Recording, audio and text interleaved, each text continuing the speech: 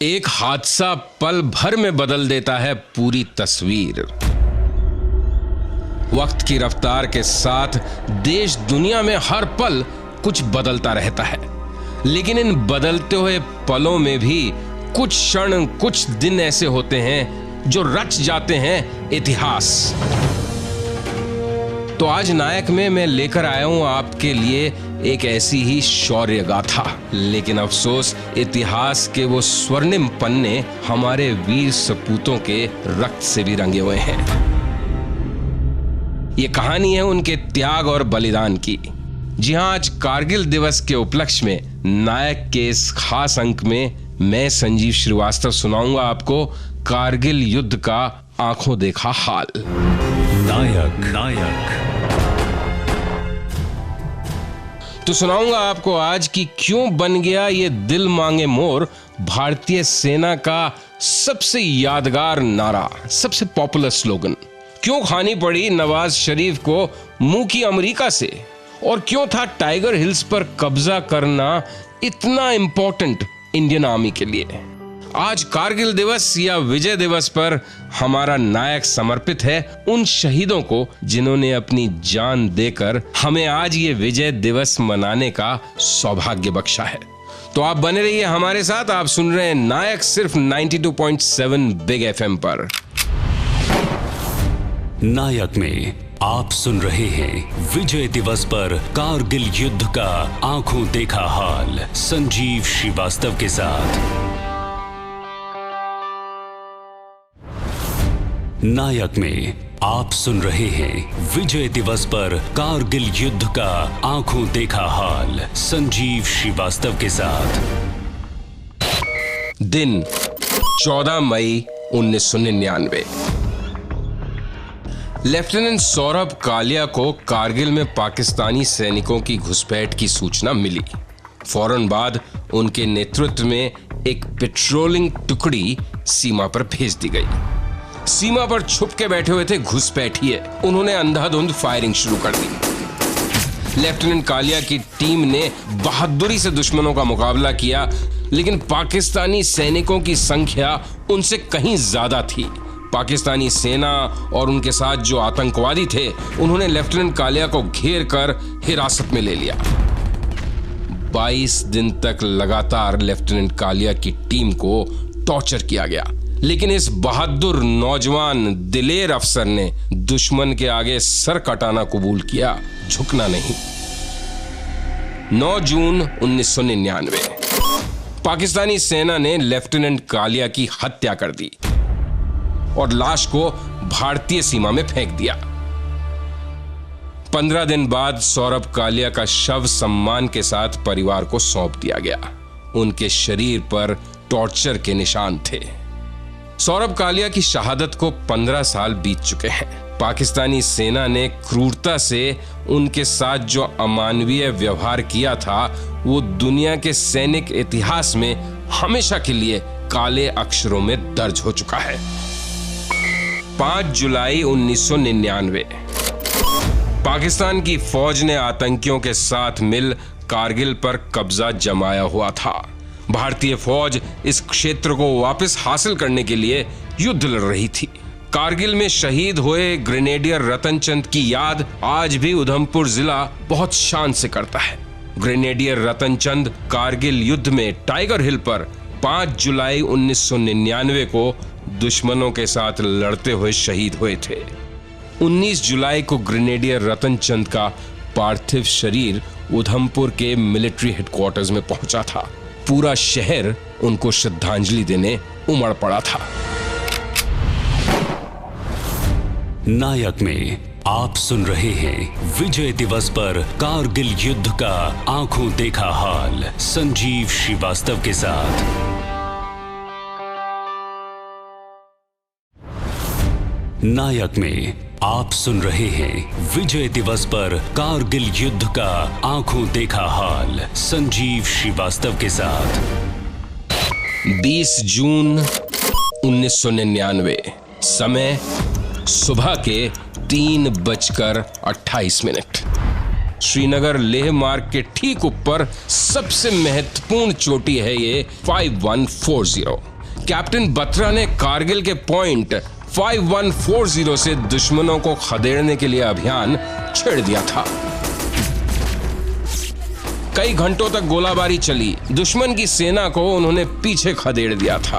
आखिरकार कैप्टन बत्रा अपने मिशन में कामयाब हो गए। इस जीत के बाद जब कैप्टन बत्रा से उनका रिएक्शन लिया गया तो वायरलेस पे इस दिलेर सिपाही का जवाब था, ये दिल मांगे मोर। बस सुनकर पूरा भारत खुशी से जैसे झूम उठा।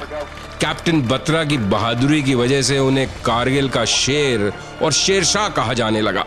कैप्टन बत्रा अगर चाहते तो इस कामयाबी का जश्न मना सकते थे, कुछ आराम कर सकते थे, लेकिन नहीं। अपने साथियों के साथ वो अगले मिशन पर कूच कर गए। उनका अगला टारगेट था चोटी नंबर 4875 पर कब्जा करना। अपनी जान की परवाह न करते हुए कैप्टन बत्रा ने चोटी नंबर 4875 पर कई पाकिस्तानी सैनिकों को मौत के घाट उतार दिया। जब मिशन कामयाबी के बहुत नजदीक था कि अचानक कैप्टन बत्रा के सहयोगी लेफ्टिनेंट को गोली लगी। कैप्टन बत्रा अपने कुलीग को पीछे सुरक्षित स्थान की तरफ घसीट रहे थे। उसी वक्त उनकी छाती में गोली लगी और वो वीर गति को प्राप्त हो गए। कैप्टन बत्रा वो बहादुर जाबाज अफसर थे जिन्होंने बचपन में ही देश पर मर मिटने की कसम खाई थी। जाते वक्त कैप्टन विक्रम बत्रा अपने दोस्तों से कहकर गए थे, या तो मैं भारत की जीत का तिरंगा लहराता हुआ लौटूंगा या फिर उसी तिरंगे में लिपटा हुआ वापस आऊंगा।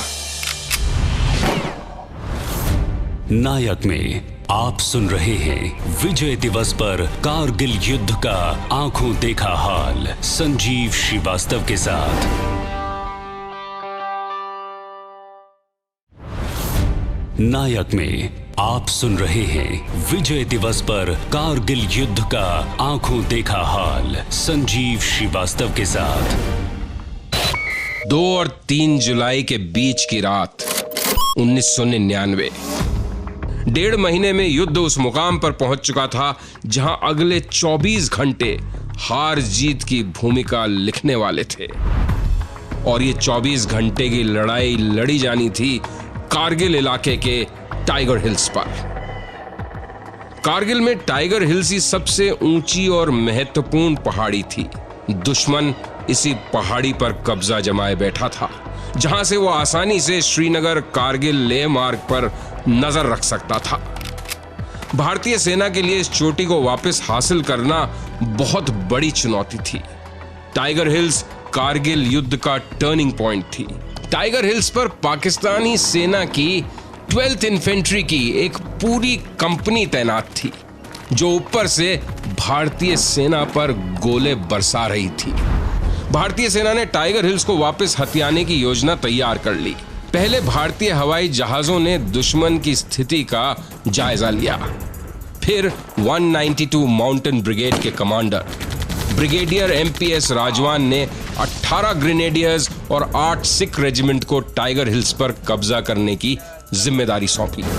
8 सिख रेजिमेंट पहले से ही टाइगर हिल्स की तलहटी पर मौजूद थी और पाकिस्तानी सेना का वार झेल रही थी। अलग अलग दिशाओं से भारतीय जवान अब आगे बढ़ने लगे। 41 फील्ड रेजिमेंट के कमांडिंग अफसर ने तोप के गोले दागने की योजना पर अमल करना शुरू कर दिया। 3 जुलाई 1999 शाम करीब 7 बजे खराब मौसम और अंधेरे के बीच भारतीय फौज की 18 ग्रेनेडियर्स ने अलग अलग दिशाओं से आगे बढ़ना शुरू कर दिया। भारतीय सैनिक लगातार आगे बढ़ रहे थे। योजना के मुताबिक दुश्मन पर हमला अंधेरे का फायदा उठाकर किया जाना था और शुरू होने वाला था एक भयंकर घमासान।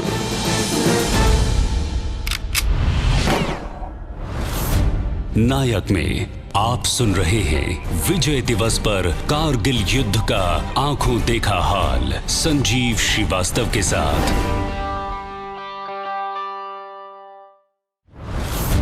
नायक में आप सुन रहे हैं विजय दिवस पर कारगिल युद्ध का आंखों देखा हाल संजीव श्रीवास्तव के साथ। 4 जुलाई 1999 सुबह 4 बजे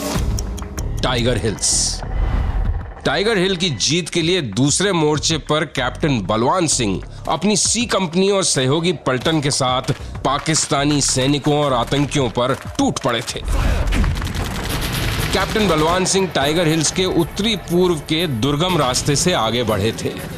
उन्होंने लक्ष्य से ठीक 30 मीटर पहले अपना कब्जा जमा लिया था।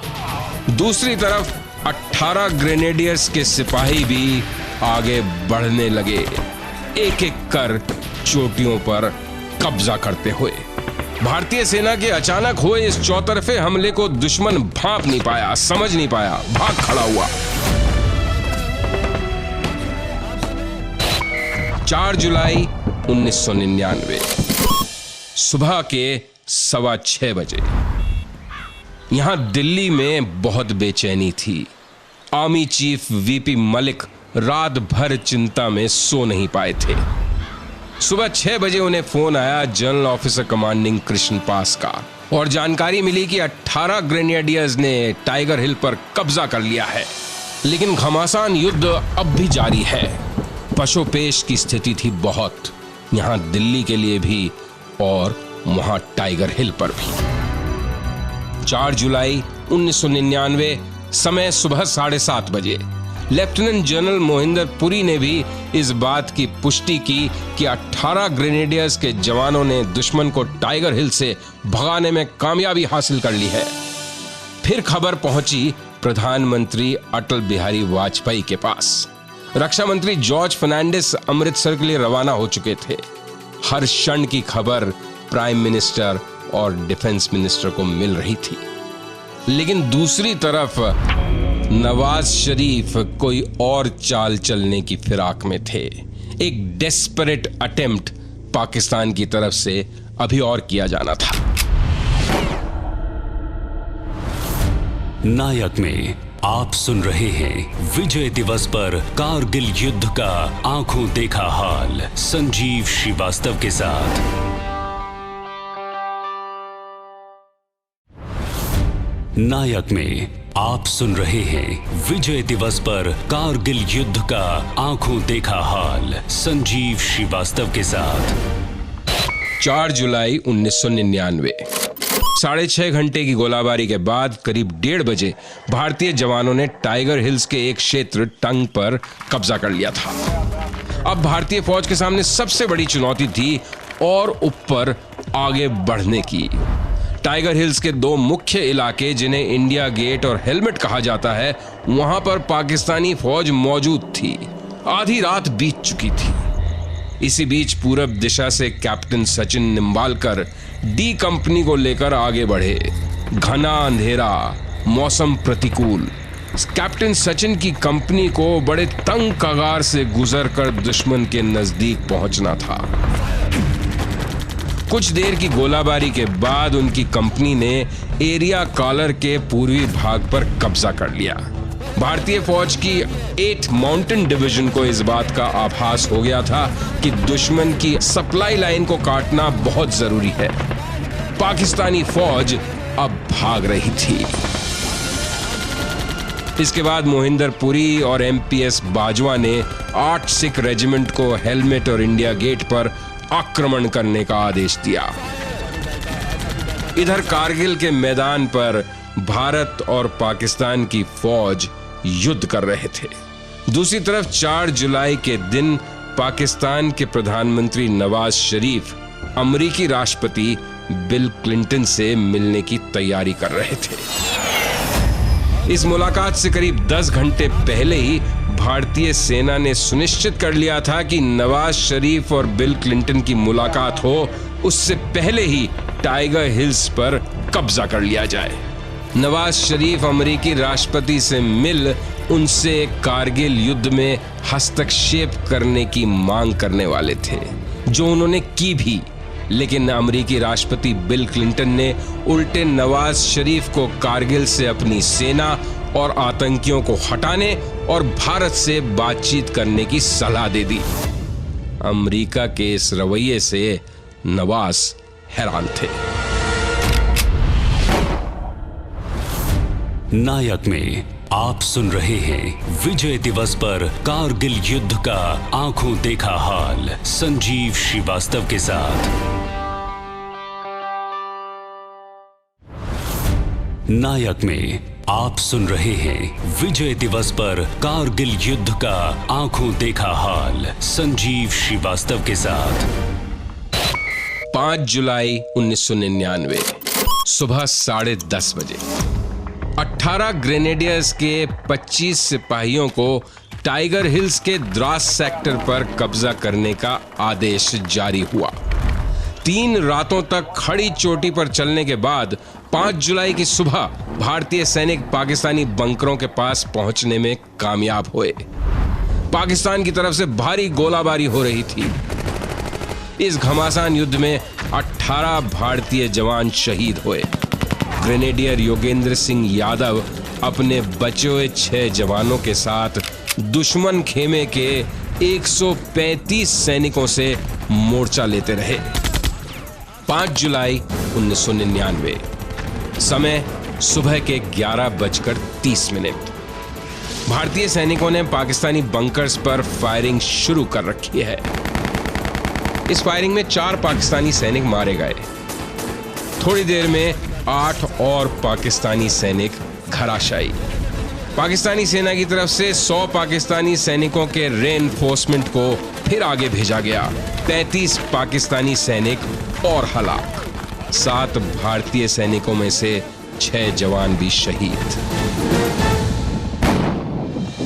4 और 5 जुलाई के बीच हुई घमासान लड़ाई में पाकिस्तानी फौज पीछे भाग गई थी। जान की कुर्बानी देकर भारतीय फौज ने टाइगर हिल्स पर कब्जा कायम कर लिया था।